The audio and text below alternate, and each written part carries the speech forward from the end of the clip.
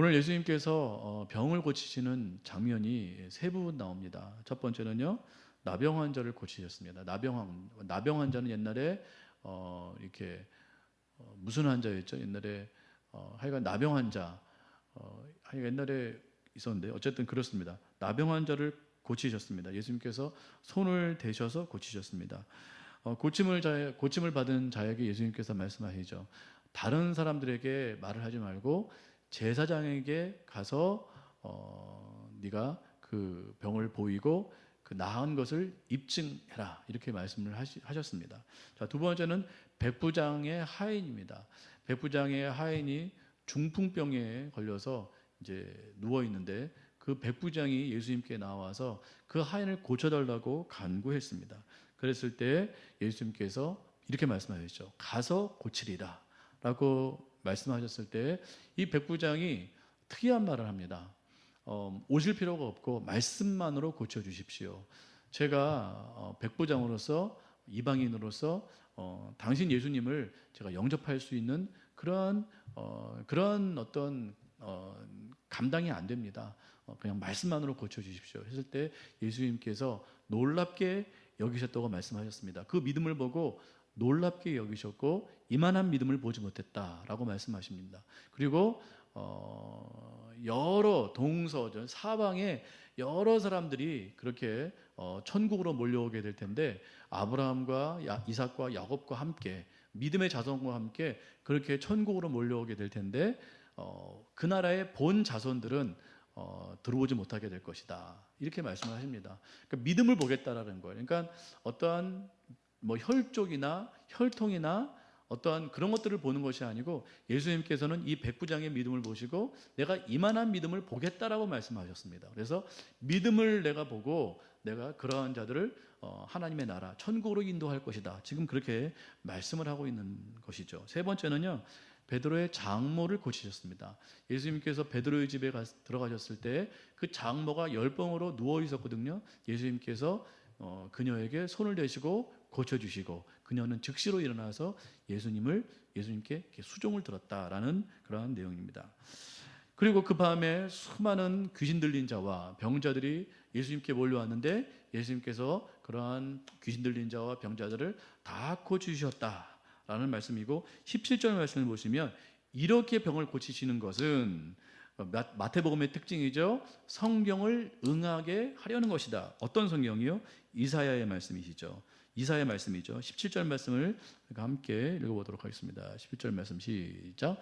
이는 선지자 이사야를 통하여 하신 말씀에 우리의 연약한 것을 친히 담당하시고 병을 짊어지셨다 함을 이루려 하심이더라. 그러니까 예수님께서 이와 같이 병을 고치시는 이유는 이미 이사야에 기록된 이 말씀, 이사야 53장 4절에 있는 이 말씀을 성취하시는 이 과정으로 지금 하시는 것이다, 이렇게 말씀하고 있습니다. 자, 보실까요? 이사야 53장 4절 말씀 앞에 스크린에 있습니다. 시작. 그는 실로 우리의 질고를 지고 우리의 슬픔을 당하였거늘 우리는 생각하기를 그는 징벌을 받아 하나님께 맞으며 고난을 당한다 하였노라. 실로 그 질고를 우리의 무거운 짐이겠죠. 우리의 질고를 지고 우리의 슬픔을 당하셨다. 그러니까 여기서 그는 예수 그리스도시죠. 예수님께서 우리의 인생에 찾아오셔서 모든 질과 슬픔을 감당하셨다라는 거예요. 우리의 인생의 삶을 똑같이 사시면서 우리가 당하는 그 아픔과 고통과 질고와 모든 질병, 이런 것들을 예수님께서 다 당하시고 그것들을 지금 성취하고 계시다라는 것입니다. 예수님께서는 이 병을 고치시면서 이 약속, 이 언약의 지금 약속과 그 말씀을 지금 성취하고 계시다, 완성하고 계시다라는 것을 지금 마태복음에서 저자 마태는 지금 설명하고 있다라는 것이죠. 예수님께서 병을 고치시는 이유는 고치시는 능력도 있지만 그것을 나타내시는 것도 있지만 예수님께서 우리의 모든 고통과 모든 아픔을 치유하시고 함께 하시는 그분이라는 것을 지금 증거하고 있다라고 지금 말씀하고 있는 것입니다. 지금 이 해석을 우리가 따르는 것이 맞겠죠. 확정하는 것이 맞겠죠. 앞에서 말씀드린 대로 우리는 진짜 원치 않은 그런 질병을 얻게 됩니다. 그것은 하나님을 믿는 사람이나 예수님을 믿는 사람이나 믿지 않은 사람이나 똑같이 적용이 됩니다. 예전에 어떤 책을 보니까요, 이렇게 쓴 사람이 있어요. 이렇게 기록을 했더라고요. 병에 걸렸다라는 것은 정상적인 것이 아니라는 거예요. 뭔가 잘못되었다라는 것입니다. 그 사람이 죄를 지었거나 그 사람의 상태가 온전하지 않기 때문에 지금 병에 걸린 것이다. 그 사람은 빨리 회개하고 빨리 고쳐야지. 그렇지 않으면 이건 정상적인 상황이 아니기 때문에 이것은 그렇다. 이렇게 말하는 것을 제가 보았습니다. 이게 여러분들은 어떻게 생각할지 모르겠지만 이게 맞는 말은 아니에요. 병이라는 것은 성경에도 보면 병 걸린 사람들이 많이 나오거든요. 거기에는 고쳐진 사람도 물론 있지만 고쳐지지 않은 사람도 있습니다. 질병이라는 것은 우리가 뭔가 죄를 지었고 뭔가 잘못됐기 때문에 얻는 그러한 심판이 아니고 징벌이 아니라는 것입니다. 이 말씀처럼 사람들은 그렇게 생각할지 모르겠지만 하나님께서는 그렇게 말씀하지 않으신다라는 거예요. 그렇지 않다라는 것입니다. 병이라는 것은 이 세상에 있을 수밖에 없는 어떤 현존하는 실체의 한 부분이라는 것이에요. 없앨 수가 없어요. 우리가 죄를 아무리 안 지은다고 해도 질병은 있습니다. 그 질병은 누구에게나 걸릴 수 있는 것이에요. 예수님을 믿는 사람이거나 믿지 않은 사람이거나 다 해당이 되는 것이에요. 예수를 잘 믿는다고 무병장수하지 않아요. 오늘 제가 주보에 기록한 대로 예수를 잘 믿었다고 해서 하나님께 순종을 잘했다고 해서 100세 이상 건강하게 무병장수하는 것은 아닙니다. 그것이 보장되는 것이 아니에요. 그 병에 걸렸다고 해서 그 사람이 하나님께 뭔가 잘못했고 죄를 지은 사람이 아니라는 것이에요. 예수를 잘 믿는 사람도 단명한 사람들이 많이 있어요. 선교지에 나가서 열심히 선교한 사람도 뜻하지 않게 질병에 걸려서 그렇게 하나님의 부름을 받는 사람도 있습니다. 그러니까 그것은 하나님의 뜻이고 하나님의 어떠한 다루심이에요. 우리가 그것을 결정질 수 없습니다. 근데 중요한 것은 예수를 믿거나 예수를 믿지 않거나 이 질병은 똑같이 적용이 된다. 똑같이 있다라는 것입니다. 우리가 오해하면 안 되겠습니다. 요한복음 볼까요? 요한복음 9장 1절에서 3절 말씀 다 같이 읽도록 하겠습니다. 시작. 예수께서 길을 가실 때 날 때부터 맹인된 사람을 보신지라. 제자들이 물어 이르되 라삐여, 이 사람이 맹인으로 난 것이 누구의 죄로 인함이니까? 자기니까 그의 부모니까?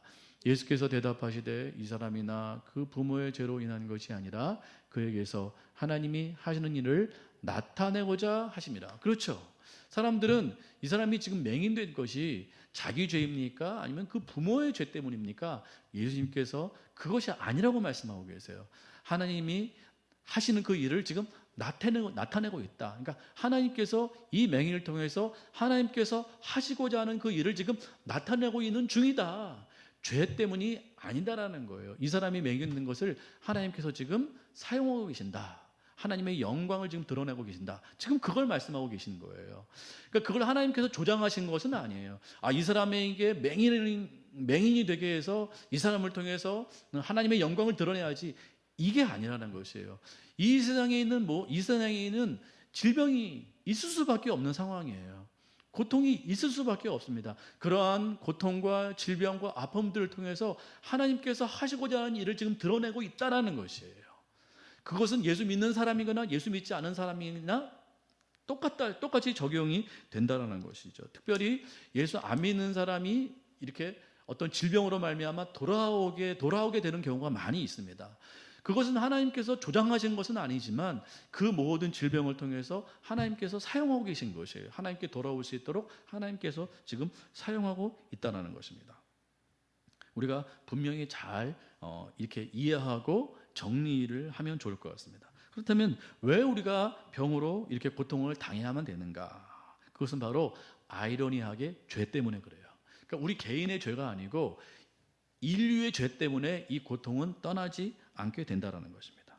인류의 죄, 구체적으로 말하면 아담의 죄, 그 시작점인 아담의 죄로 말미암아 이 세상에 병이라는 것이, 고통이라는 것이 들어오게 되었다라는 것입니다. 창세기 3장 16절에서 19절 말씀 다 같이 읽습니다. 시작. 또 여자에게 이르시되 내가 내게 임신하는 고통을 크게 더하리니 내가 수고하고 자식을 낳을 것이며 너는 남편을 원하고 남편은 너를 다스릴 것이니라 하시고 아담에게 이르시되 내가 내 아내의 말을 듣고 내가 내게 먹지 말라 한 나무의 열매를 먹었은즉 땅은 너로 말미암아 저주를 받고 너는 내 평생에 수고하여야 그 소산을 먹으리라. 그렇죠.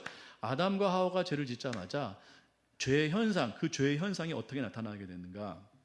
여자에게, 하와에게는 임신하는 고통, 출산의 고통이 더해지게 되었다라는 것이에요. 그럼 이 하나님께서 원래 계획은 어차피 여자는 임신하고 출산하게 될 텐데 고통이 있었을까요? 없었을까요? 없었겠죠. 그러니까 사람에게 고통이 이때부터 시작이 되었다는 거예요. 임신하는 고통, 출산하는 고통, 질병의 고통, 여러 가지 육체의 고통, 이러한 고통들이 이때부터 시작이 되었다라는 거예요. 이전에 죄를 짓기 전에는 이러한 고통이 없었을 거예요. 물론 출산도 했겠지만 출산하는 고통이 없었겠죠. 당연히 병도 없었겠죠. 여러 가지 질병도 당연히 없었겠죠. 아담에게는 어떤 고통이 임하게 됐나요? 그 남편인 아담은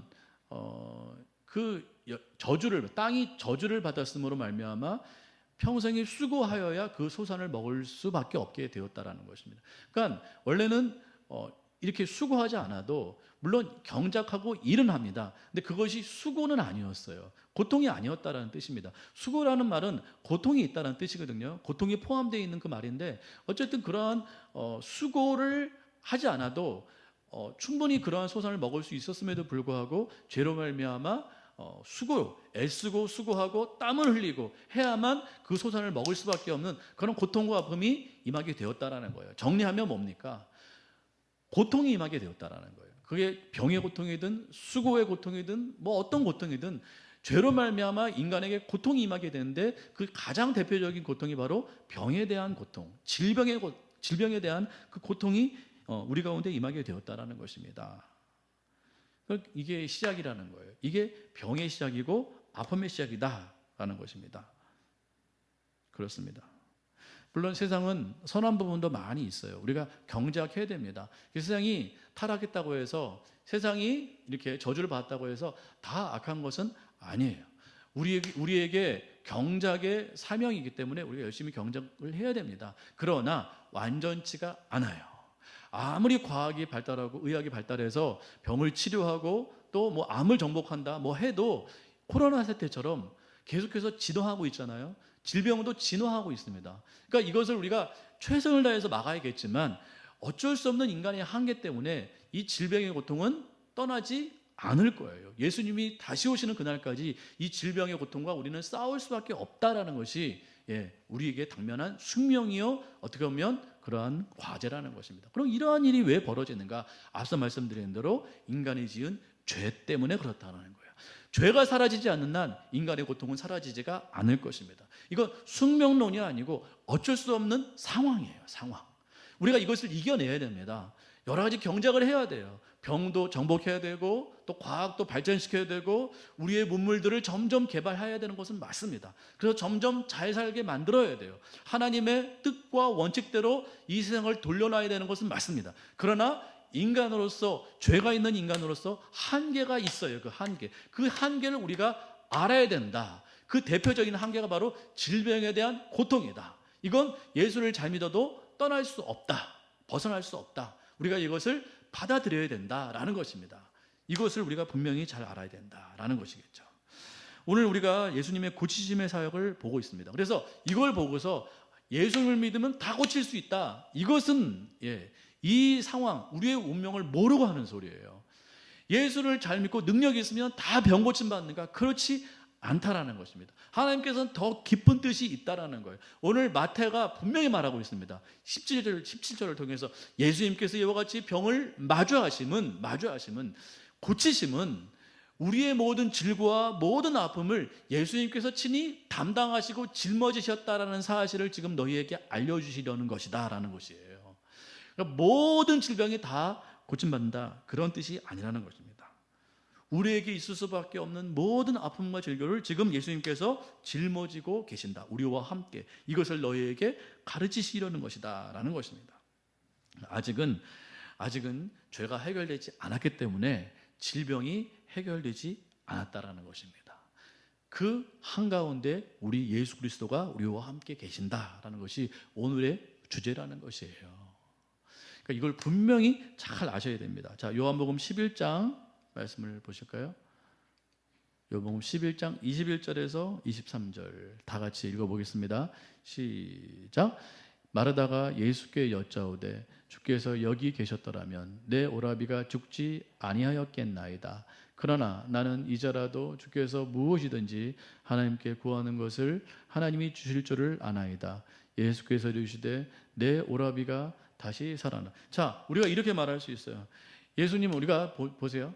어떤 질병이 걸렸을 때 예수님은 하나님이 아니신가? 전능자가 아니신가? 그러면 병을 아예 걸리지 않게 하시면 될 거 아닌가? 여러분 그런 생각 안 하세요? 우리가 질병에 걸리거나 아픔이 있을 때 하나님은 나를 사랑하시는데 질병에 걸리지 않게 하시지, 왜 하나님께 사랑하는 우리 하나님의 자녀들을 왜 질병에 걸리게 하시나, 왜 아픔이 있게 하시나, 이렇게 말할 수 있다라는 것이. 그러니까 지금 마르다도 똑같이 지금 말하고 있다라는 거예요. 예수님께서 자기의 오빠가 지금 병들었을 때 안 오셨다라는 거예요. 늦게 오셨어요. 그랬을 때 오빠가 죽고 나서 예수님께서 오시자 마르다가 이와 같이 지금 말하는 것이에요. 우리 오빠가 죽었습니다. 우리 오빠가 죽었습니다. 예수님께서 조금만 일찍 오셨다라면 전능자이신 당신, 병을 고칠 수 있는 당신이 우리 오빠를 죽지 않게 하실 수 있지 않습니까? 왜 이제 오셨습니까? 라고 지금 묻고 있는 거예요. 그러니까 우리가 물을 수 있는 그 물음을 마르다가 지금 대신 질문하고 있다는 것이에요. 우리도 그렇지 않습니까? 우리가 질병 걸리고 아픔이 있을 때 왜 이런 고통이 나에게 왔나? 그래서 나도 신앙생활하고 있고 나 예수님 열심히 믿고 있는데 왜 나에게 이러한 고통과 아픔과 질병이 나에게 오는가? 우리가 항의할 수 있다라는 거예요. 지금 마르다가 똑같이 예수님께 항의하고 있는 거예요. 예수님 일찍 오셔서 내 오빠를 좀 고쳐주시지 왜 죽게 내버려 두셨습니까? 예수님께서 일부러 안 가셨거든요. 여러분 이 사건 아시지 않습니까? 그 얘기를 들었어요. 오빠 나사로가 지금 죽고 있다라는 거, 병에 걸렸다라는 걸 알고 있어요. 근데 예수님께서 지체하십니다. 나사로가 죽기를 기다리셨다는 거예요. 그래서 예수님께서 이와 같이 말씀하십니다. 예수께서 이르시되 내 오라비가 다시 살아나리라. 예수님께서 지금 뭘 가르치시는 걸까요? 물론 예수님께서는 전능자이시기 때문에 병을 고치실 수가 있습니다. 그러나 병과 죽음이라는 우리의 인생 가운데 어쩔 수 없이 맞이할 수밖에 없는 이 질병과 죽음이라는 것을 통해서 예수님께서 지금 뭘 가르치고 있는 거예요? 부활신앙을 가르치고 있는 것이에요. 내가 곧 부활이요 생명이니 나를 믿는 자는 죽지 않을 것이요 무릇 살아서 나를 믿는 자들은 영원히 죽지 않고 천국을 보게 될 것이다. 예수님께서 지금 이와 같은 부활신앙을 우리가 어쩔 수 없이 맞이할 수밖에 없는 이 질병과 죽음과 아픔을 통해서 지금 가르치시고 있다는 것입니다. 우리는 그렇게 말할 수 있어요. 좀 미리 오시면 안 되나? 좀 우리가 질병 걸리지 않고 좀 편하게 살 수 있으면 좋지 않을까? 우리가 여기 좀 아픔이 좀 이런 것 좀 없게, 우리 예수님 전능자시니까 좀 할 수 있지 않는가? 하실 수 있어요. 또 그것이 하나님의 뜻일 수 있습니다. 그러나 우리의 인생 가운데 죄 때문에 어쩔 수 없는 고통과 아픔이 누구에게나 임하게 된다는 것이에요. 근데 예수님께서 지금 하시려는 것은 그것을 없애주려는 게 아니에요. 없앨 수 있지만 아직 때가 아닙니다. 그 때가 되면 반드시 없어지게 될 거예요. 예수님께서 다시 오시는 그날에 모든 죄는 사라지고 모든 아픔과 고통과 질병과 모든 죽음은 사라지게 될 거예요. 반드시요. 그러나 그때가 오기 전까지 우리는 믿는 자이지만 여전히 그러한 질병과 아픔과 그러한 죽음을 함께 할 수밖에 없다는 것입니다. 그러나 중요한 것은 예수님께서 이 땅에 오셔서 우리 가운데 말씀하시려는 것은 부활신앙이에요. 부활신앙. 반드시 그때는 온다. 내가 바로 부활이고 생명이다. 그때는 반드시 올 텐데 그때까지 나를 믿어야 된다 라고 지금 분명히 말씀하고 있다는 것이죠. 자, 25절 26절 다 같이 읽어보겠습니다. 시작. 예수께서 이르시되 나는 부활이요 생명이니 나를 믿는 자는 죽어도 살겠고 무릇 살아서 나를 믿는 자는 영원히 죽지 아니하리니 이것을 내가 지금 이걸 가르치시고 싶은 거예요. 아직 마르다와 마리아에게는 이 신앙이 없거든요. 그러니까 마르다는 지금 생각이 뭐예요? 예수님께서 일찍 오셔서 고쳐주기만을 원했던 거예요. 우리도 그렇지 않나요? 우리도 이 한평생 사는 동안 이왕이면 고통당하지 않고, 이왕이면 질병 걸리지 않고, 이왕이면 아픔 당하지 않고 그렇게 편안히 살고 싶은 게 우리의 마음이에요. 마르다도 똑같았어요. 예수님 좀 일찍 오시지, 죽지 않게 좀 해주시지. 그러나 예수님께서는 그것이 뜻이 아니었고, 예수님은 더 깊은 뜻이 있었다라는 것이에요. 내가 바로 부활이고 생명이다. 네가 그 부활 신앙을 알았으면 좋겠다. 지금 그렇잖아요. 나를 믿는 자는 죽어도 반드시 산다. 이걸 지금 가르치고 싶은 거예요. 무릇 살아서 나를 믿는 자는 영원히 죽지 않을 것이다. 그러한 능력과 권세가 나에게 있다. 나를 믿으면 그러한 부활 신앙을 얻게 된다. 이걸 지금 마르다에게 강력히 가르쳐주고 싶은 거예요. 왜요? 이게 근원이기 때문에 그래요. 어차피 인생은 죽어요. 한 번 다 죽습니다. 예수님 오시기 전까지. 누구나 다 죽고 누구나 다 병 걸려서 죽어요. 지금은 그걸 지금 말하고자 하는 것이 아니고, 해결할 수 있지만 아직 때가 아니기 때문에 예수님께서 아직은 놔두시지만, 예수님께서 정말 하시고 싶은 건 부활신앙. 부활신앙. 오직 예수님만 부활이고 생명이고, 예수님을 붙잡으면 우리는 죽어도 산다. 그리고 살아서 예수님을 붙잡으면 그때 예수님께서 감사하게 오신다면 우리는 영원히 죽지 않는 그러한 영생을 얻게 된다. 이걸 가르쳐주고 싶은 거예요. 이 신앙이 반드시 있어야만 우리는 영생을 얻을 수가 있거든요. 죽고 사는 건 아무런 문제가 아니에요. 어차피 죽기 때문에. 그건 죽는 게 아니라 영생이 중요합니다. 영원히 사는가가 중요해요. 이걸 믿어야만 우리는 영생을 얻을 수가 있기 때문에 그렇거든요. 그러니까 우리가 인생을 잘 해석했으면 좋겠어요. 저도 쉽지 않아요. 지금 당면한 문제가 너무 시급하거든요. 지금 이 아픔이 너무 아프거든요. 우리 이혜지 집사님의 이 당면한 문제가 얼마나 아프시겠습니까? 얼마나 힘겨우시겠습니까? 그러나 우리 이혜지 집사님이 더 근원적으로 우리 예수님께서 찾아가 주셔가지고 정말 내가 부활이고 내가 생명이다. 지금은 아프지, 지금은 고통스럽지, 그러나 나를 붙들면 산다. 나를 붙들면 영원히 죽지 않는다. 영생을 얻게 된다. 이 믿음이 우리 이혜지 집사님에게 반드시 장착될 줄 믿습니다. 이게 바로 예수님께서 우리에게 가르쳐 주시는 근원적인 신앙이에요. 근원적인 신앙. 병 좀 낫는 거, 이거 근원적 아닙니다. 좀 오래 사는 거, 이거 근원적 아니에요. 돈 좀 잘 버는 거, 이거 근원적 아닙니다. 근원은 뭐예요? 영생이에요. 영생. 우리가 영원히 사느냐, 한시적으로 사느냐, 이게 중요한 거죠. 영생을 얻어야 됩니다. 예수 그리스도를 믿어야만 영생을 얻어요. 예수님은 이걸 주고 싶은 거예요. 이걸 우리가 받지 않으면 우리는 한시적인 인생을 살아요. 이 세상에서 그냥 울고 웃는 그거, 좀 돈 덜 벌고 더 벌고, 좀 뭐 병 걸리고 안 걸리고, 좀 오래 살고 좀 더 살고, 덜 살고, 뭐 이런 것들, 이런 한시적인 것에 우리가 목을 매게 되는 거예요. 그러면 사람이 한시적인 사람이 돼요. 굉장히 조급해져요. 굉장히 조급해지고 급해지고 아주 뭐랄까요, 예민해지고 그렇습니다. 건강에 가장 안 좋은 게 예민함이라며요. 예민한 사람이 건강이 안 좋답니다. 어떤 사람이 예민하지 않을까요? 영원한 생명을 얻은 사람이 예민하지 않아요. 왜요? 영원한 생명을 이미 얻었기 때문에 짧은 것에 일희일비하지 않거든요. 저에게 지금 하는 얘기예요. 사실은 저는 예민하거든요. 예민하지 않기 위해선 제가 영생에 대한 이 부활신앙을 다시 한번 장착을 해야 될 것 같아요. 그래야 인생이 넉넉해질 수 있습니다. 이 짧은 인생 좀 잘 살면 어떻고 못 살면 어때요? 빨리 죽으면 어떻고 좀 오래 살면 어때요? 어차피 한 인생인데, 우리의 인생은 영생의 인생이거든요. 긴 인생뿐만 아니라 영원한 인생이에요. 그러니까 인생을 넉넉하게 바라볼 수 있는 그런 넉넉한 그런 식견이 생길 수가 있다는 거예요. 여유가 있는 것이죠. 짧은 인생에 우리는 일희일비하지 않는 그런 예민함을 우리는 없앨 수 있다는 것입니다. 그러나 예수님께서는 이와 같이 하셨어요. 33절, 35절 말씀 다 같이 읽어볼까요? 시작. 예수께서 그가 우는 것과 또 함께 온 유대인들이 우는 것을 보시고 심령에 비통히 여기시고 불쌍히 여기사 이르시되 그를 어디에 두었느냐 이르되 주여 와서 보옵소서 하니 예수께서 눈물을 이게 오늘 제가 드리고 싶은 핵심 중에 핵심이에요.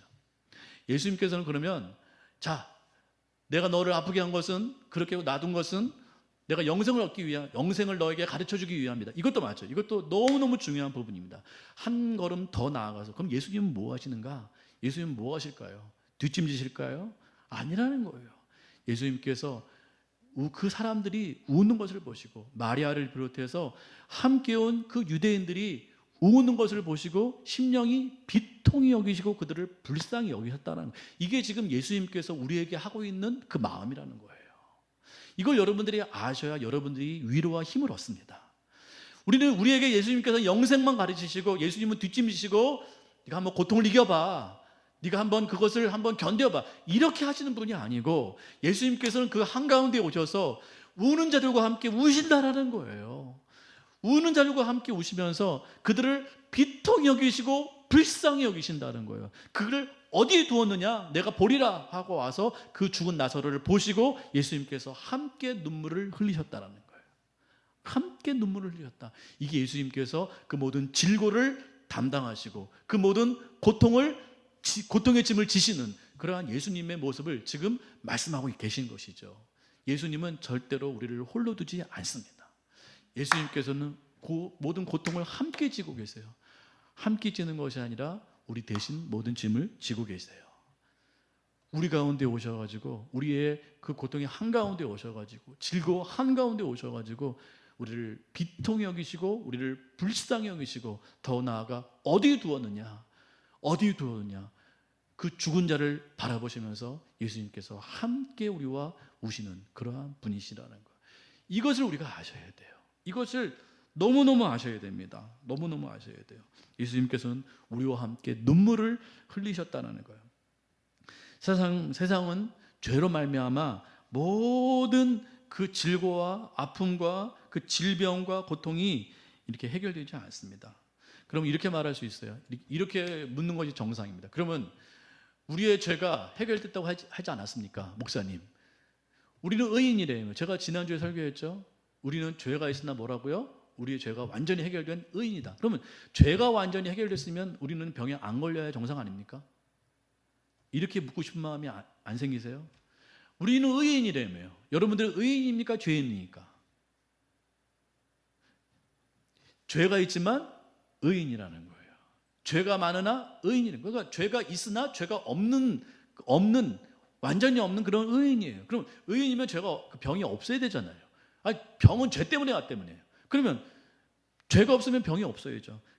이렇게 말할 수 있고 이렇게 질문할 수 있으나 사실 우리의 죄의 근원은 해결이 됐어요. 여러분들의 죄의 근원은 해결이 됐어요. 그러나 뭐가 남아있죠? 죄의 여파가 남아있어요. 죄의 영향력이 남아있다는 거예요. 그 죄의 영향력이 아직 끊어지지 아니하고 이 세상 가운데 기승을 부리고 있다는 것이에요. 여러분들은 이미와 아직 사이에 있기 때문에 그래요. 이미 여러분은 죄의 모든 근원이 해결이 됐어요. 이미 해결이 됐어요. 그러나 아직 죄의 영향력은 해결이 안 됐어요. 그 사이에서 여러분들은 지금 살고 있다는 것이에요. 그러니까 갈등이 있을 수밖에 없지요. 아예 죄를 지은 사람이면, 죄가 해결되지 않은 사람이면 세상은 그러려니 하고 살 수 있어요. 그리고 완전히 천국에 갔다면 죄의 문제가 해결됐고 모든 것이 해결됐기 때문에 아예 병의 문제는 우리와 상관이 없게 되겠죠. 그러나 이미 죄의 본성은 해결이 됐으나, 본질은 해결됐으나 죄의 영향력과 여파가 남아있기 때문에 이 둘 사이에 끼어가지고 우리는 갈등하고 고민할 수밖에 없다는 것입니다. 때로는 이겼다, 때로는 졌다가 그럴 수밖에 없는 게 우리의 인생이에요. 이게 정상입니다. 정상. 그러니까 여러분들이 신앙이 오르락내리락 한다고 해서 여러분들이 이상하게 여기면 안 돼요. 그렇지 않아요?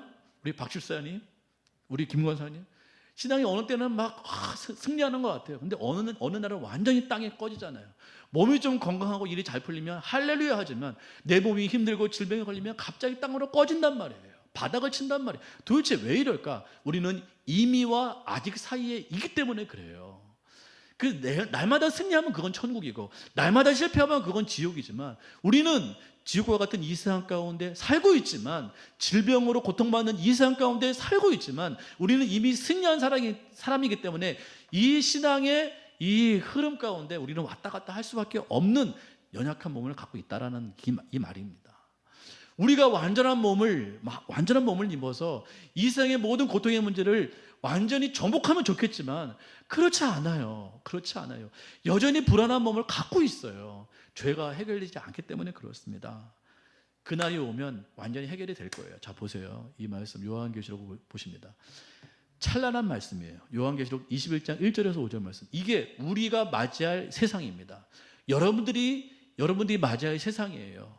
이 부활로 말미암는 여러분들의 세상이기 때문에 여러분들이 기쁜 마음으로 이 말씀을 맞이하셔야 됩니다. 요한계시록 21장 1절에서 5절까지 말씀 다 같이 읽어보겠습니다. 시작. 또 내가 새 하늘과 새 땅을 보니 처음 하늘과 처음 땅이 없어졌고 바다도 다시 있지 않더라. 또 내가 보매 거룩한 성 새 예루살렘이 하나님께로부터 하늘에서 내려오니 그 준비한 것이 신부가 남편을 위하여 단장한 것 같더라. 내가 들으니 보좌에서 큰 음성이 나서 이르되 보라 하나님의 장막이 사람들과 함께 있음에 하나님이 그들과 함께 계시니 그들은 하나님의 백성이 되고 하나님은 친히 그들과 함께 계셔서 여기서부터 준비한 시작. 모든 눈물을 그 눈에서 닦아주시니 다시는 사망이 없고 애통하는 것이나 곡하는 것이나 아픈 것이 다시 있지 아니하리니 처음 것들이 다 지나갔음이로라. 보좌에 앉으시니가 이르시되 보라 내가 만물을 새롭게 하노라 하시고 또 이르시되 이 말은 신실하고 참되니 기록하라 하시고. 자, 이게 우리가 맞이할 세상이라는 거예요. 부활 세상. 여러분 이 말씀이 아멘이십니까? 여러분들의 말씀인 것이에요. 예수님은 지금 이 부활의 신앙을 여러분들에게 가르치고 싶으신 것이죠. 무엇으로? 부활 신앙으로 지금 그렇게 말씀하고 있다라는 것입니다. 이게 우리가 지금 맞이할 세상인데 지금은 죄가 있기 때문에 그 죄의 여파로 말미암아 아픔과 질고와 고통과 눈물과 한숨과 또 연약함이 있을 수밖에 없지만 예수님께서 다시 오시는 그날에 새 하늘과 새 땅이 펼쳐지는 그날에 모든 것들은 다 엎어지고 갈아엎어지고 모든 새로운 창조물이 우리 가운데 펼쳐짐으로 말미암아 우리 가운데 어떠한 일이 벌어지는가? 4절 말씀처럼 우리 모든 눈물을 그 눈에서 다 닦아주세요. 이제 다시는 눈물을 흘리지 않을 거예요. 사망이 없고요, 애통하는 것이 없고요, 곡하는 것이 없고요. 중요한 것은 오늘 아픈 것이 없다라는 거예요. 아픈 것이. 새 하늘과 새 땅을 맞이하게 되는 그날에 아픈 것이 다시 있지 않다라는 거예요. 우리도 부활하지만 세상도 부활합니다. 여러분 꼭 기억해 주세요. 우리도 영생의 몸으로 부활하지만 세상 모든 것들도 완전히 새로운 피조물로 부활해 버려요.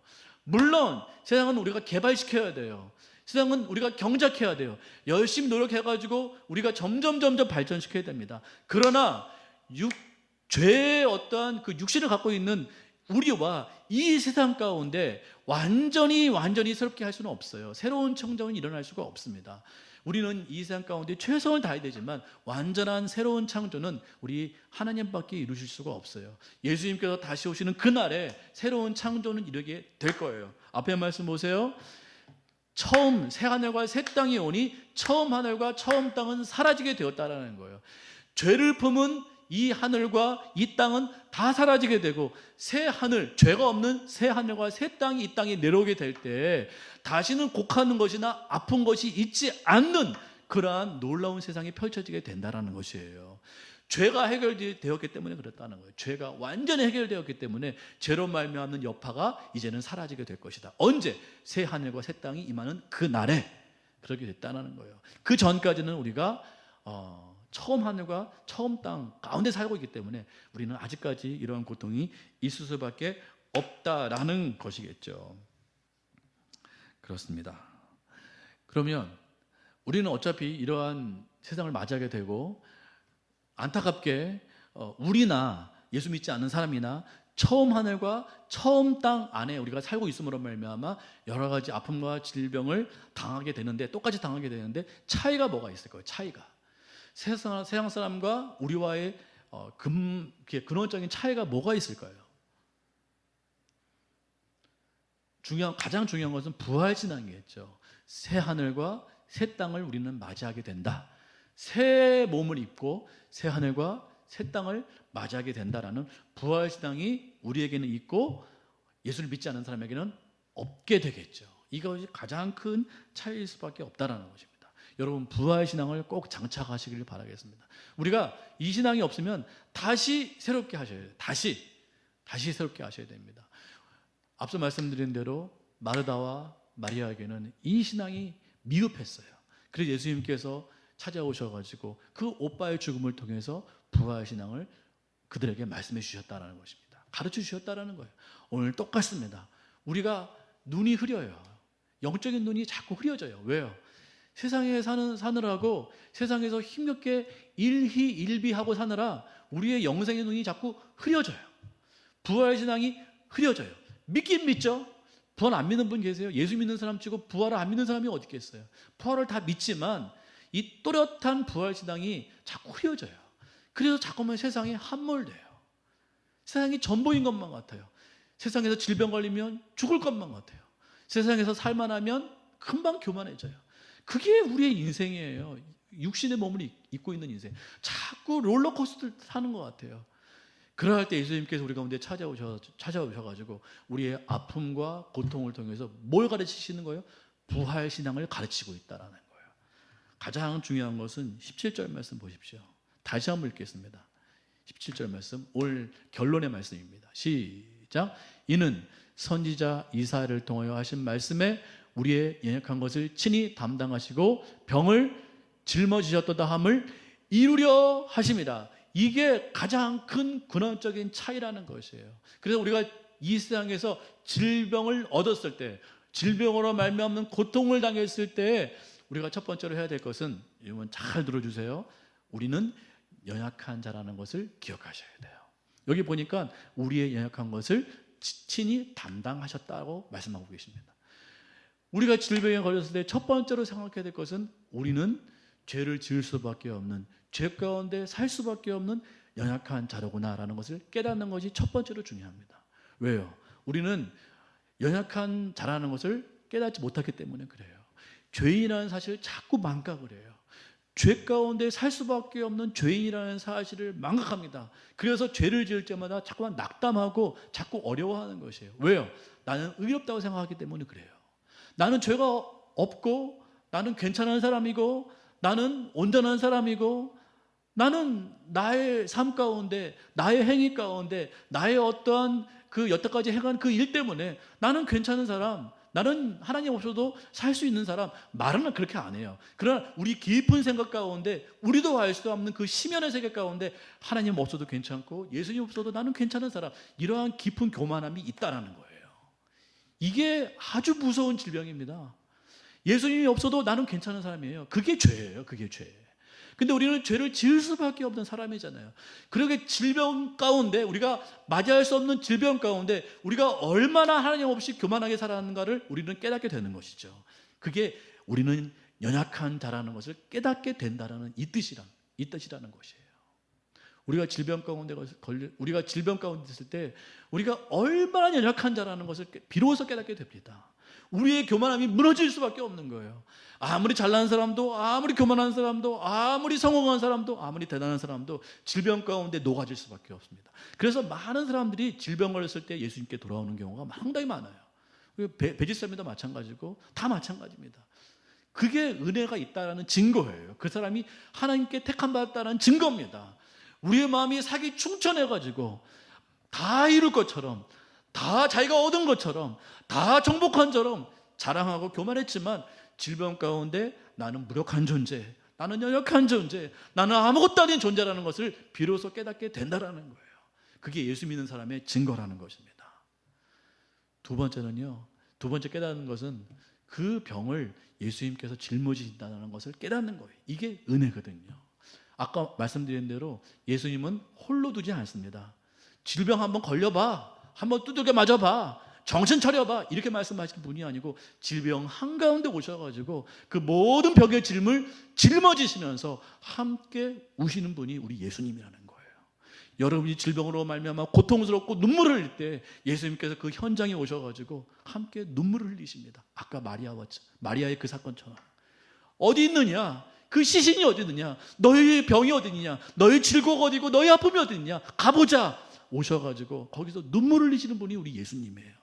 우리와 함께 동일하게 그렇게 아파하시고 우리의 모든 짐을 대신 짊어지시는 우리 예수님. 이 예수님을 우리가 발견할 때 우리 가운데 믿음이 충만하게 일어나는 줄 믿습니다. 그때서야 우리의 믿음이 회복이 일어나게 되는 거예요. 교만하지 않는 회복이요. 우리가 예수님의 이 대신 짊어지심을 모르면요, 우리는 예수님을 또 떠나버려요. 내 힘으로 교만해져요. 내 능력으로 그렇게 사기 충천해져요. 예수님 없어도 살 수 있고, 기도 안 해도 살 수 있고, 하나님 앞에 나오지 않아도 사는 그러한 인생이 될 수밖에 없다는 것입니다. 그러나 예수님께서는 이 어쩔 수 없는 질병과 죽음을 통해서 우리로 하여금 겸손케 만드시고 예수님의 대신 짊어지심을 우리 가운데 알려주신다는 것이죠. 제가 지난주 주일날 김밥을 못한 이유가 있어요. 아내에게도 말했는데, 아내한테는 미리 말을 못하고 제가 이제 나중에 이제 얘기를 했는데, 제가 지난 주일날 이제 그 김밥을 사려고 차에 이렇게 타는데, 그 전에 이제 막 어지럽더라고요. 제 이명이 있잖아요. 막 어지러워가지고 제가 막 이제 있는데, 이제 차로 이렇게 걸어가고 있었어요. 차로 타고서 이제 김밥 사러 걸어가려는데 너무 어지러움이 심한 거예요. 이전에는 한 번은 그런 적이 없었는데, 이명은 있어서도 어지러움 없었는데 막 너무 어지러운 거예요.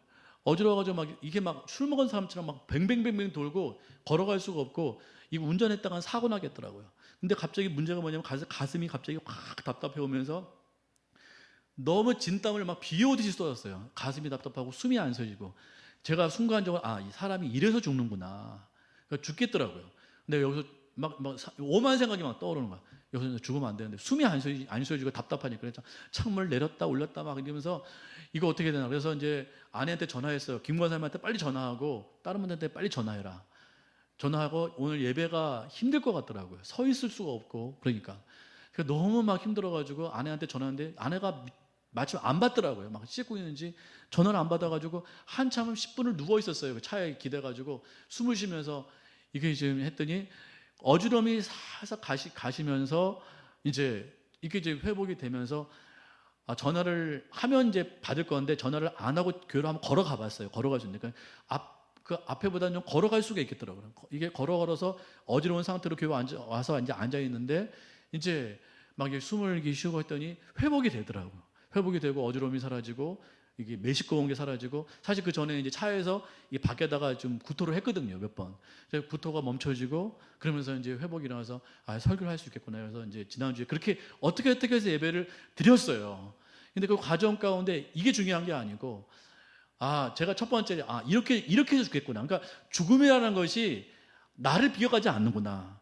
목사라고 해서 죽음이 비껴가지는 않는구나. 제가 죽음에 이래서 죽겠구나라는 것을 죽음을 깨닫게 되었고, 이게 질병이라는 것은 진짜 이런 것이구나. 이렇게 갑자기 오는 거구나라는 걸 제가 깨닫게 되었어요. 그러면서 그 이제 차 안에서 잠깐 10분 15분 이렇게 눈을 감고 이렇게 하는데 저의 교만함이 막 이제 생각이 나는 거예요. 하나님을 안 의지하지 않고 다른 것들을 의지했던 제 안에 있는 이 못된 교만함이 이렇게 올라오더라고요. 그걸 회개했어요. 눈물로 회개하면서 하나님, 제가 잘못했습니다. 제가 하나님께 속하지 않고 또 다른 걸 의지하려고 했군요. 다른 걸 또 제가 신뢰하려고 했군요. 그 마음이 막 올라오면서 하나님 앞에 눈물로 회개하고 그렇게 나아갔어요. 그걸 회개했다고 해서 하나님께서 고쳐줬다는 게 아니고 하나님께서 그걸 저에게 말씀하셨다라고 저는 생각을 합니다. 그러면서 제가 마침 또 오늘 본문이 이 본문이어서 제가 그걸 다시 한번 생각하게 되었고, 여러분에게도 말씀을 드리고 싶은 부분이 바로 이 부분인 것 같아요. 그 가운데서 예수님께서 내가 너와 함께 한다.